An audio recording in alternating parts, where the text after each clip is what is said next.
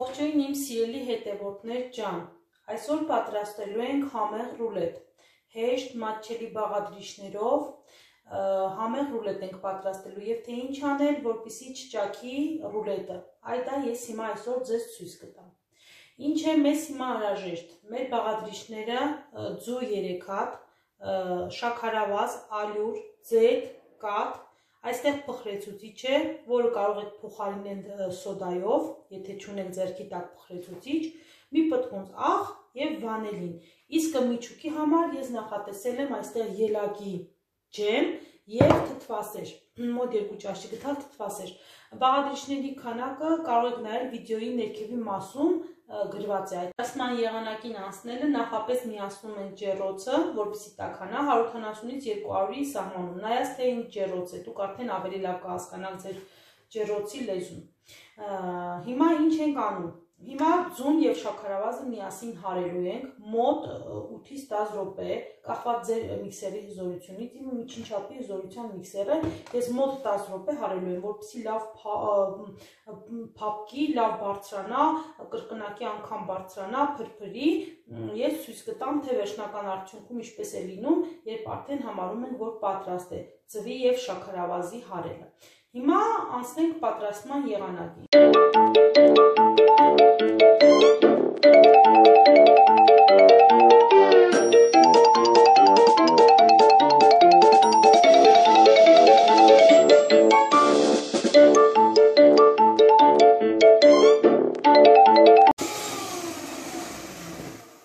Ահա, պատրաստ է արդեն, հարեցինք, վերջացրեցինք, տեսեք այսպես պետք է լինի, երբ այսպես խմորը ծորացնում ենք, հետքերը թողա, գոնե 5-ից 10 վայրկյան թողա։ Հիմա պատրաստ է, ավելացնելու ենք մնացած բաղադրիչները, արդեն հարիչը մի կողմ ենք դնում, մեզ արդեն անհրաժեշտ չէ։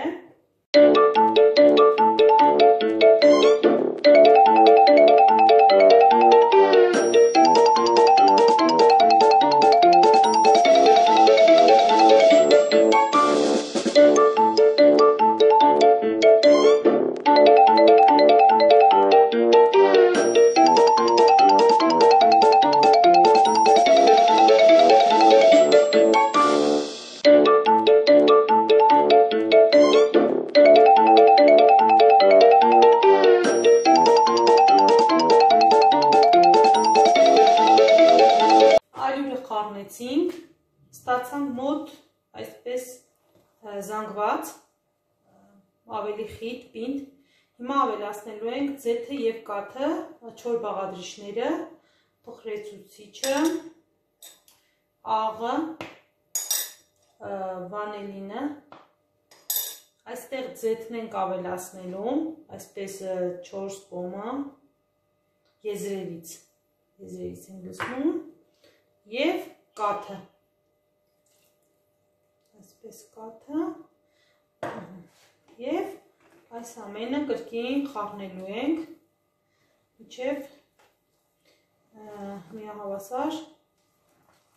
խմոր ստանանք, այսպես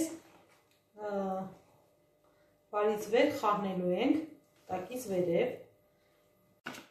այսպես խմոր ստացանք սիրելիներս։ Հիմա սա պետք է լցնենք ջեռոցի տապակի մեջ, նախապես յուղաթուղթ եմ փռել, յուղաթուղթը ոչինչ չենք քսում, եթե լավ յուղաթուղթ է, ինքը կարող է պահել և ոչինչ չի լինի։ Հիմա լցնելու ենք յուղաթուղթի վրա տապակի մեջ, 30-35 չափի տապակ է ուղղանկյուն և թխենք։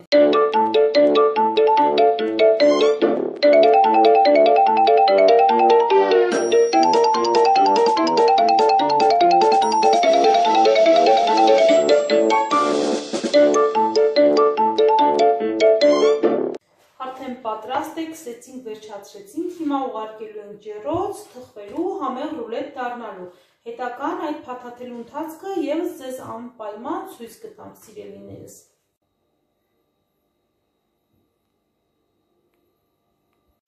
Ռուլետը արդեն պատրաստ է, հիմա հանում ենք, այսպես, Հիմա այսպես տաք վիճակով Տեսեք, պետք է երեսը շատ չկարմրացնենք, կողքերը չչորացնենք, այսպես մոտ 10-15 րոպե։ Հիմա այսպես տակ-տակ վիճակով պետք է փաթաթենք։